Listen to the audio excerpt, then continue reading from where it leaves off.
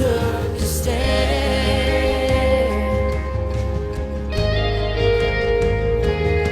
When as a barrier was broken between heaven and earth,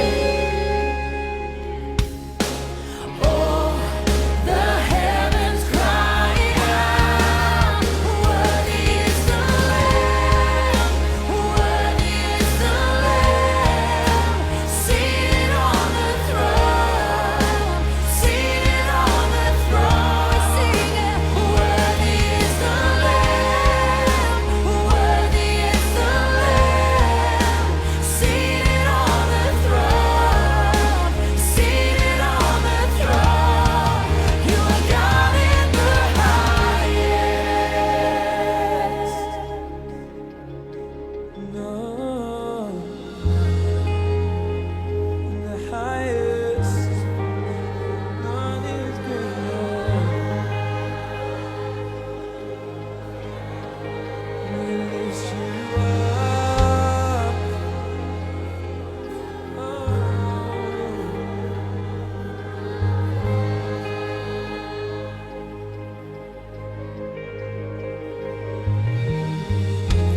You are the one who is and will become glory in the highest.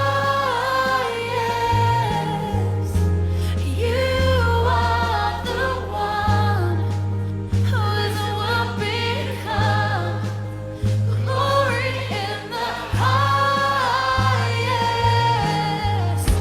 You are the one who is and will become glory in the highest. You are the one who is and will become glory in the highest.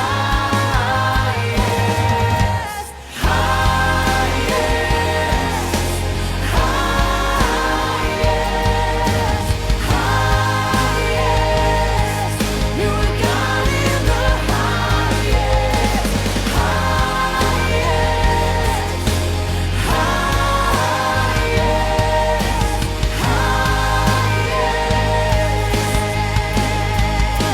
worthy is the Lamb, worthy is the Lamb, seated on the throne, seated on the throne, singing, worthy is the Lamb, worthy is the Lamb, seated on the throne, seated on the throne. You are God in the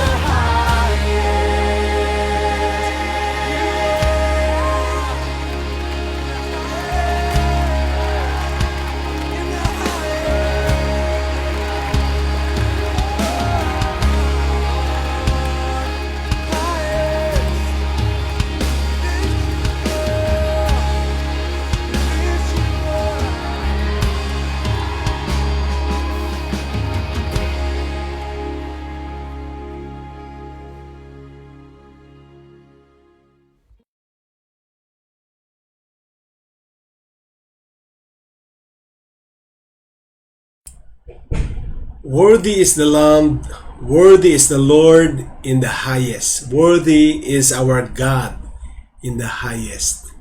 Karapat dapat pong purihin, sambahin, pasalamatan ang ating Diyos sa lahat ng kanyang mga ginagawa sa mga buhay natin.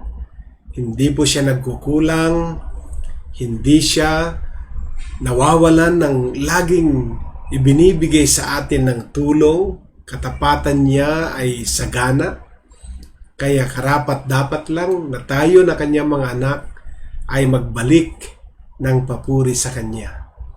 Magandang araw po sa ating lahat at lahat ng ating mga giliw na taga-subaybay dito po sa ating daily devotional. Ako po ay nagbo-broadcast dito po sa Hong Kong at aking ministera ng buong mundo sa grasya ng Panginoon lahat ng tumatangkilik at sumusubaybay sa ating gawain araw-araw. Dito po ay 7:30 ng umaga At kumusta po ang inyong kalagayan kung saan man kayo naroon ngayon? Nasa Amerika kayo, North America, South America, Europe, nandiyan ang Middle East at ang buong Asia. At syempre ang ating mga tumatangkilik po diyan sa Australia at New Zealand. Magandang araw sa ating lahat. Ito ang inyong kasama si Bishop Rene Alog po, magdadala uli ng mensahe ng Diyos sa umagang ito. Manalangin po muna tayo. O aming Diyos, maraming salamat dahil ang araw na ito ay araw ng pagpapala sa amin. Lagi kaming naniniwala na meron kang mga bagay na inihanda, mga bagay na mabuti para sa amin na inyong mga anak. At tatanggapin namin sa araw na ito ang mga biyayang inihanda mo. Patnubayan mo kami sa aming pag-aaral at nawa matanggap namin ang mensahe mo, marinig namin ang tinig mo, at ang salita mo ngayon ay maging pagpapala sa aming lahat. Sa pangalan mo Jesus, Amen and Amen. Praise God. Okay. So, ang ating pong topic ngayong araw na ito ay pinamagatang Face your enemy. Face your enemy. Harapin mo ang iyong kalaban. Okay? Matagal na tayong tinatakot ng kalaban eh. Matagal na nagpupunla ng takot sa atin. Na maraming ayaw humarap, maraming napaparalyze, maraming hindi makagalaw dahil naunahan ng takot. Pero this time, we will make a decision. We will face our enemy.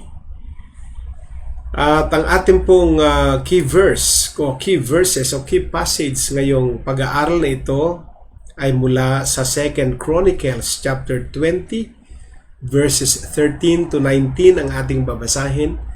And I will be reading from the New International Version Bible.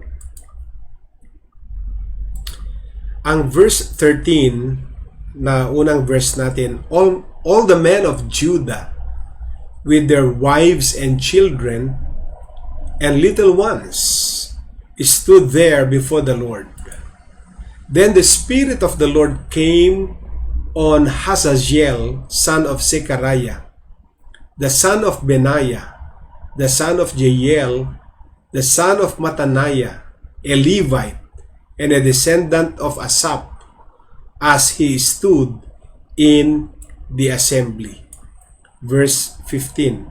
He said, "Listen, King Jehoshaphat, and all who live in Judah and Jerusalem. This is what the Lord says to you. Do not be afraid or discouraged because of this vast army, for the battle is not yours, but God's. Tomorrow, march down against them. They will be climbing up by the pass of Ziz, and you will find them at the end of the gorge in the desert of Jeruel." Verse 17. "You will not have to fight this battle. Take up your positions, stand firm, and see the deliverance of the Lord will give you. Judah and Jerusalem, do not be afraid, do not be discouraged. Go out to face them tomorrow, and the Lord will be with you." Verse 18. Jehoshaphat bowed down with his face to the ground, and all the people of Judah and Jerusalem fell down in worship before the Lord. And last verse po natin. Then some Levites from the Kohathites and the Korahites stood up and praised the Lord, the God of Israel, with a very loud voice. End of reading. Blessed be the reading of the Word. Purihin ang Panginoon. So ito po ang ating topic ngayong umaga, Face Your Enemy. Inutos na ng Diyos kay Jehoshaphat sapagkat si Jehoshaphat ay naghihintay ng go signal ng Diyos dahil alam po naman natin na ang kanilang kalaban ay mas malaking kasundaluhan kumpara sa kanilang bilang ng sundalo sa Judah at Jerusalem.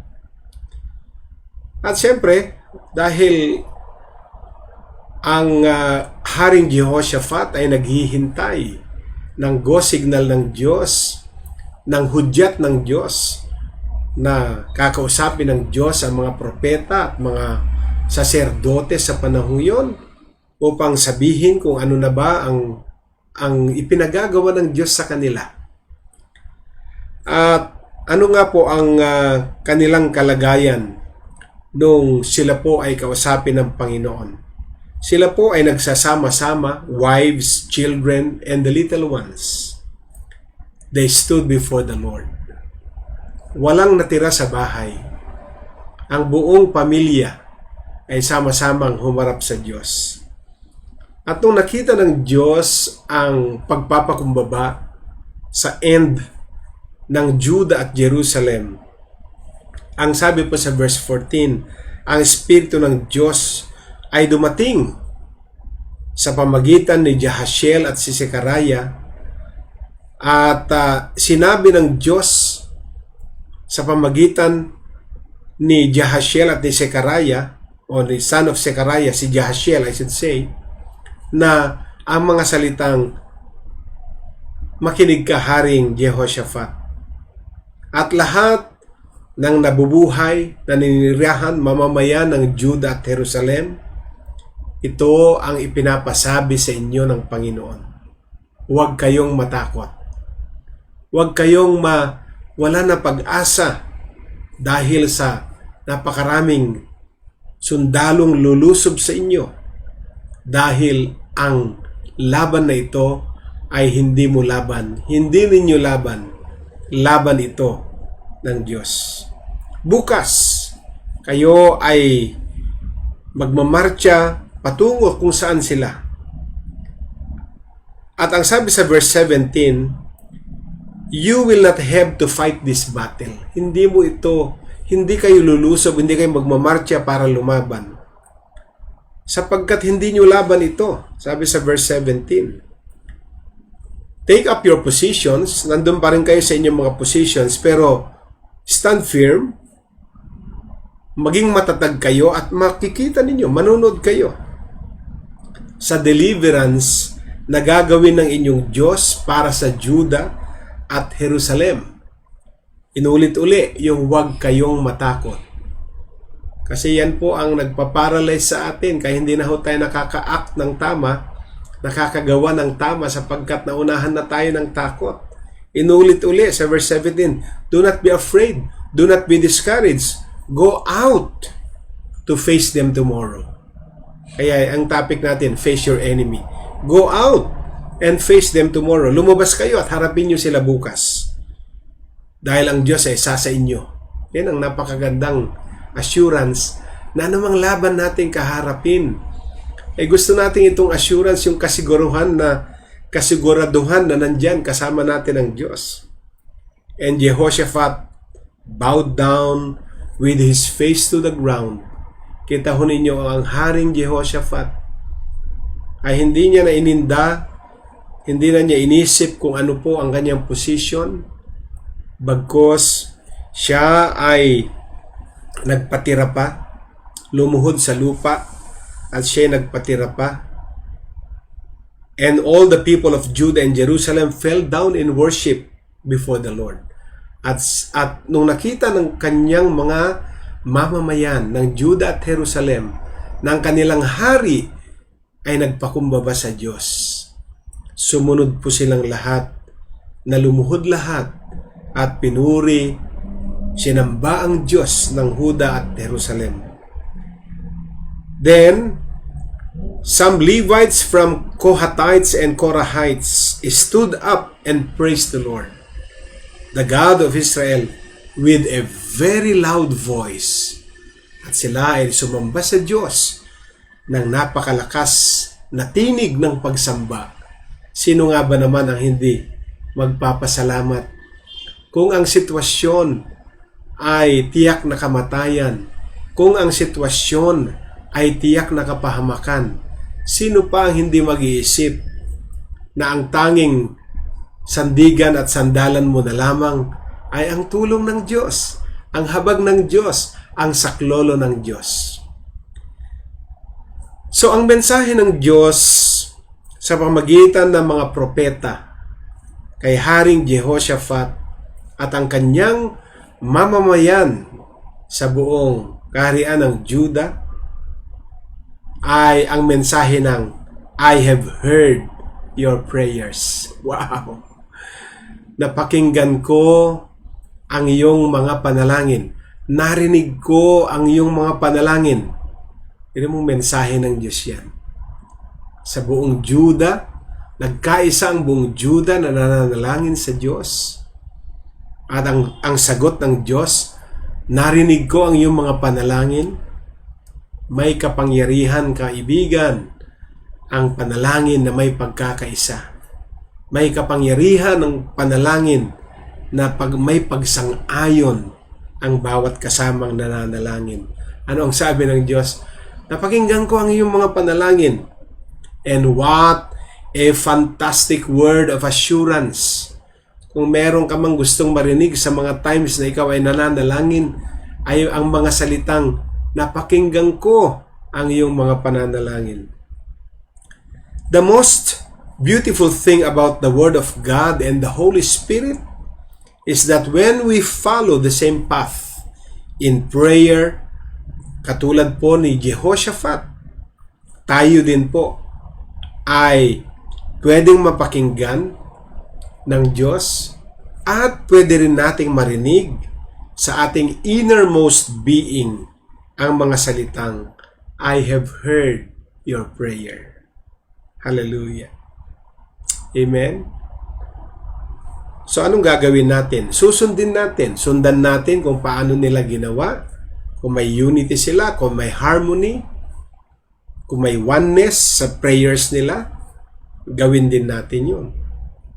At kapag ginawa natin yun, hindi man siguro magpadala si Lord ng propeta para sabihin ang mensahe ng Diyos sa atin, maririnig din natin sa ating mga espiritu ang pangungusap ng Diyos. Katulad ng sagot ng naririnig ko ang iyong panalangin. So the answer came to Jehoshaphat. And the answer will come to you as well.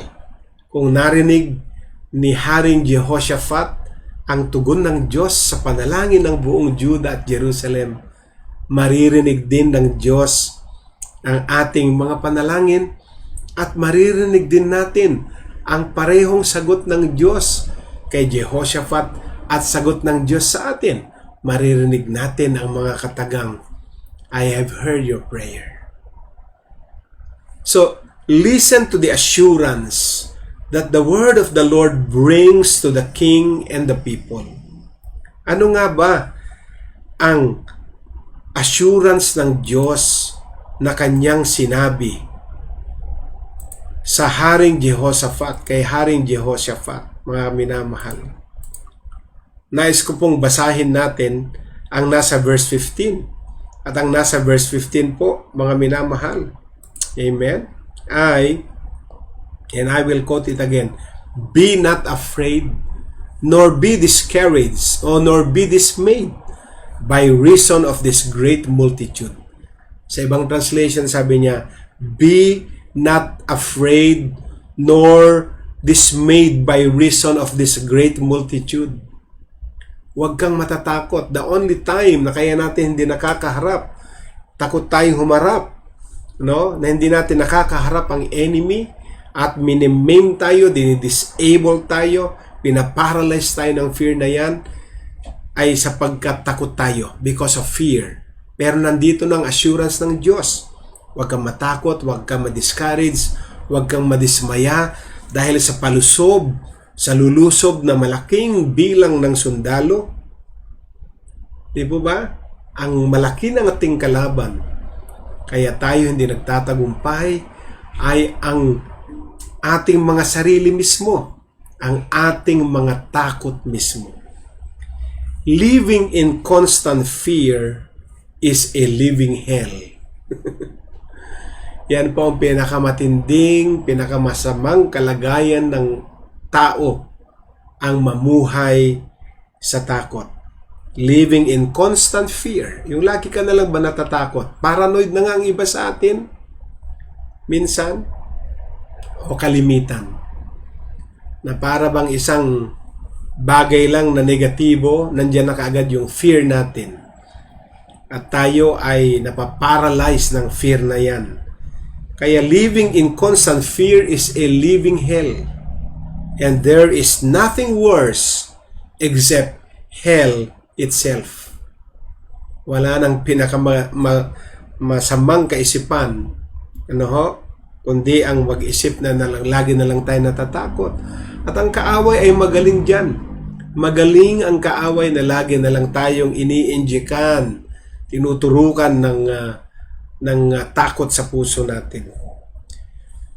When humility came and the king got off the throne, and in essence, mga kaibigan, alam naman natin sa istorya ng binasa natin 2 Chronicles, nung natutunan ni Jehoshaphat na siya ay magpakumbaba, bagamat siya ay hari, hindi magandang makita sa hari na siya ay panghinaan ng loob, hindi maganda sa isang hari na makitaan ng kahinaan.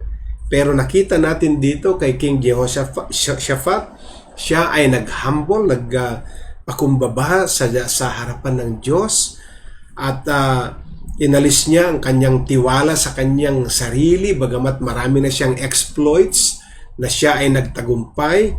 So in essence, pwedeng sinasabi nitong Haring Jehoshaphat, Lord, you deliver the people because I cannot. O aking Diyos, iligtas mo ang mga taong ito dahil hindi ko kayang iligtas ang mga taong ito. Then the Spirit of God showed them exactly where the enemy was. Pinakita ng Diyos sa kanila, you cannot deal with your problem until you know exactly what it is. Paano mo harapin ang problema? Paano mo harapin ang kalaban kung ang kalaban nga mismo hindi mo alam kung ano? How can you face your enemy if you do not know your enemy?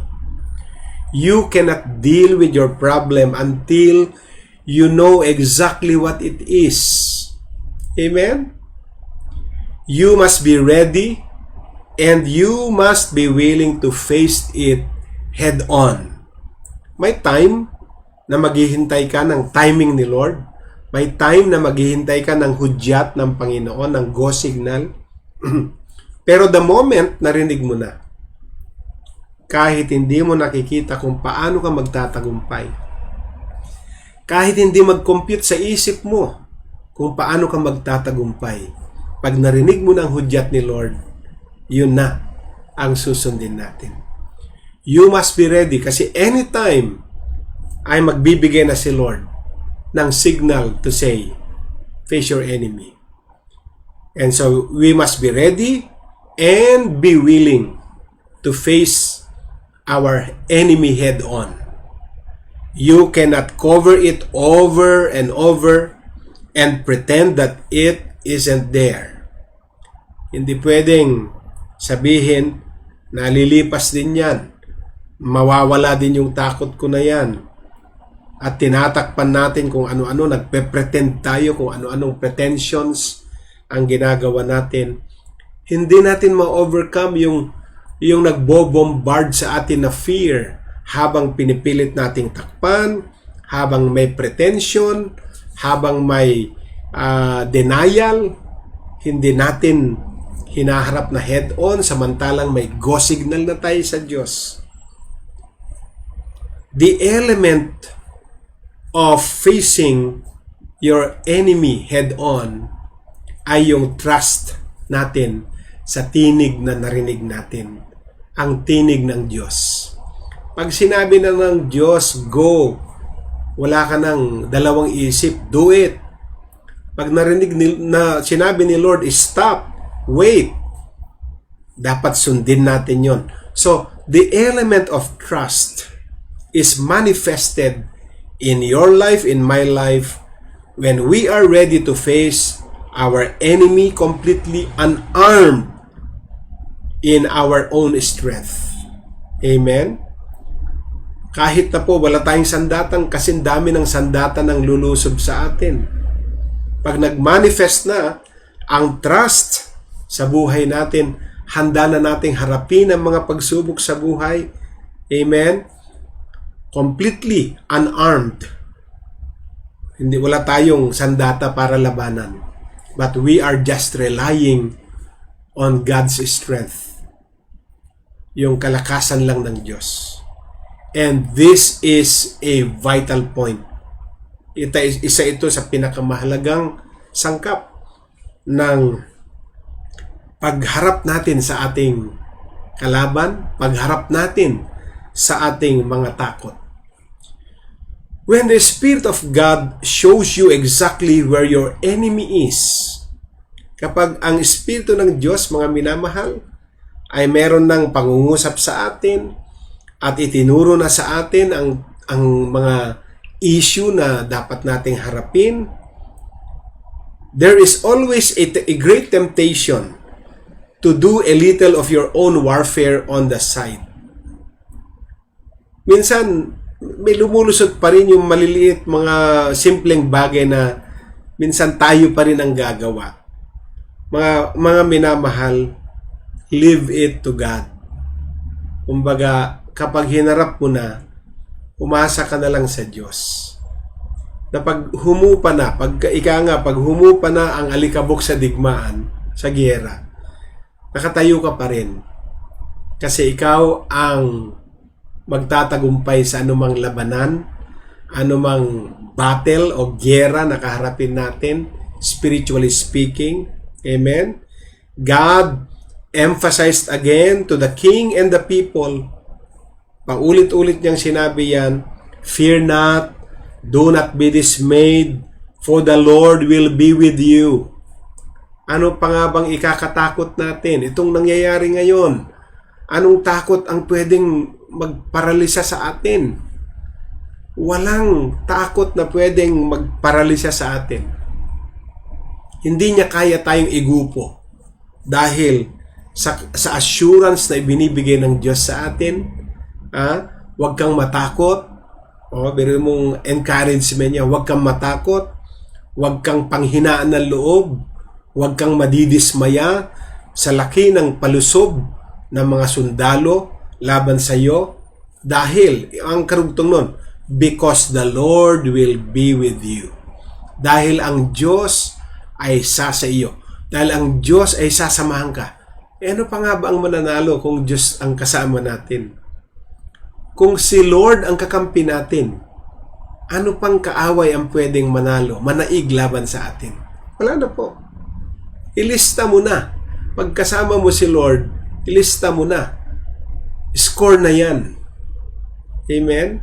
Sigurado na yan. Pag kasama natin si Lord sa ating pakikibaka, sa ating pagharap, wala tayong pagkatalo. Lalo na kung talagang narinig natin ang tinig ng Diyos. Amen? Na alam din nating narinig niya ang ating mga tinig. Trust the Holy Spirit as you face the enemy today. And you will hear God's still small voice telling you, ano sasabi niya? Do not be discouraged. Do not be dismayed. Fear not. And I will be with you. Amen? At ang sabi niya, go out tomorrow and face your enemy. Kaya ang tanong ko nga, sa lahat ng ating mga giliw na taga-pakinig, nanonood ngayon, ano yung matagal nang nagpaparalyze sa iyo? Anong takot? Anong takot mo? Anong takot ang nagme-maim? Yung nanghihina ka, nanlalambot ka pag yan na ang dumating. May assurance si Lord. Ang sabi niya, bukas, lumabas kayo at harapin ninyo ang kalaban. At huwag kayong matatakot. Huwag kayong mangangamba. Huwag kayong panghinaan ng loob. Kasi sasamahan ko kayo. Ayan na. kapag narinig natin ang assurance ng sasamahan ko kayo. Alam mo yung pagka meron kang gagawin na medyo parang atubili ka, meron kang takot, meron kang pangamba. Pero biglang may dumating, sasabihin mo, samahan kita bukas. At alam mong yung sasama sa iyo bukas ay kaya niyang solusyonan yung problema mo. Matulog ka na ngayon na mahimbing ngayong magdamag. Kasi bukas, di mo na kailangang magpuyat ngayon. Kasi nangako yung may kayang pagtagumpayin ka. Yung nangakong sabi niya, sasamahan ka niya para makaranas ka ng pagtatagumpay. Amen?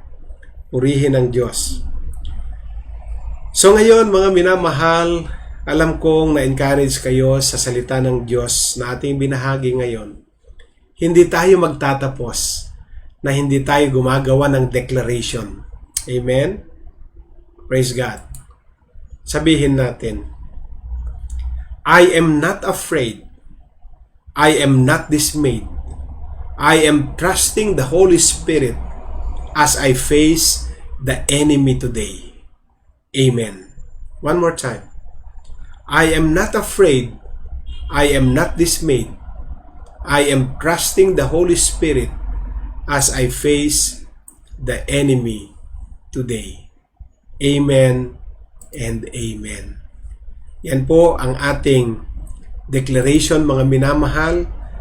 At i-honor ng Diyos ang ating mga declaration na yan. Amen? Na hindi na tayo matatakot sa pagharap ng ating mga challenges sa buhay. Every time meron tayong kinahaharap, things or instances or situations na mas malaki sa atin, mga kaibigan, dalhin mo sa Diyos kaagad. Magpakumbaba ka, hilingin mo sa Diyos ang kanyang tulong. At sabi niya, narinig ko ang iyong mga panalangin. Amen? God bless us all. Si Bishop Rene Alog po ang inyong kasama. At mamaya 1:30, huwag tayong mawawala sa ating Hope Hour. And since today is Wednesday po, itutuloy natin ang pag-aaral ng Book of Revelation sa Revelation series, ang podcast ng Zero Gravity Hebrews. Mamayang gabi po, 7 o'clock, open na po, 7:30 po ang discussion proper ng topic. Again, pagpalain tayong lahat ng Diyos at ingatan tayo sa lahat ng gawa ng kaaway. Shalom! His presence is here.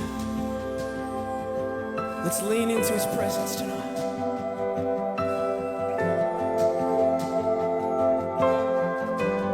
Oh, we love your presence, Jesus.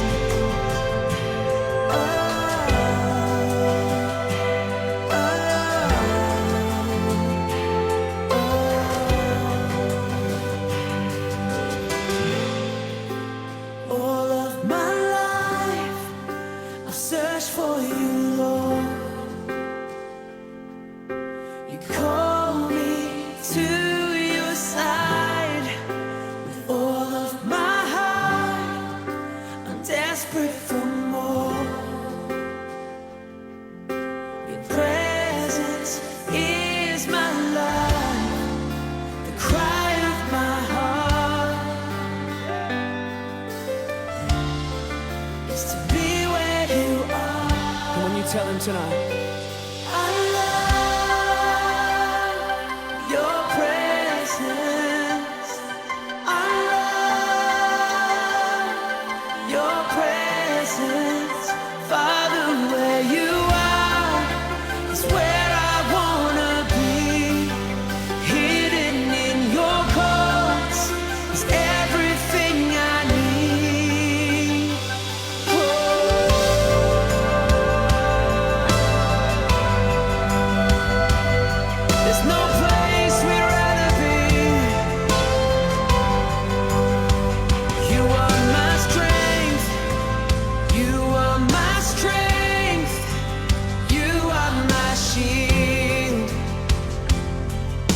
Surround me with your song.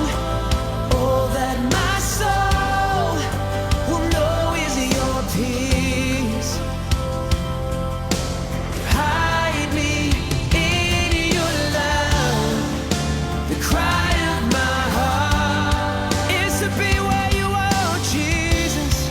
Is to be where you are. Come on, tell him. I love your presence.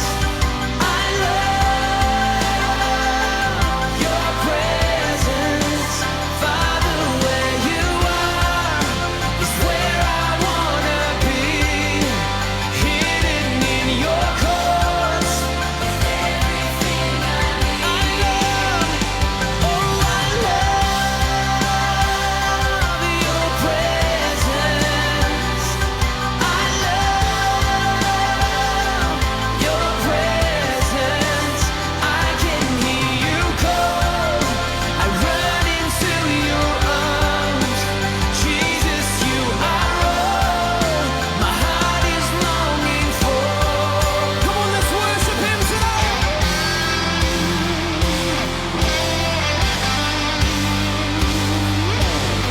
Just run into his arms.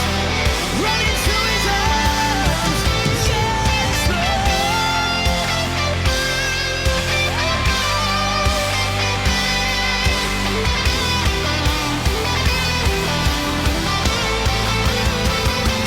Father, you are my heart's desire. Overwhelmed, I will worship you. I will dance to the dance of heaven. Oh, my heart, be enthralled. Father, you are my heart's desire.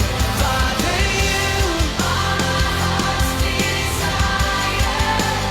Overwhelmed, I will worship you.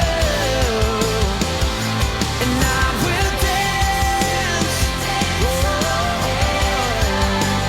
Oh, my heart, be enthralled by you. I love your presence. I love your presence.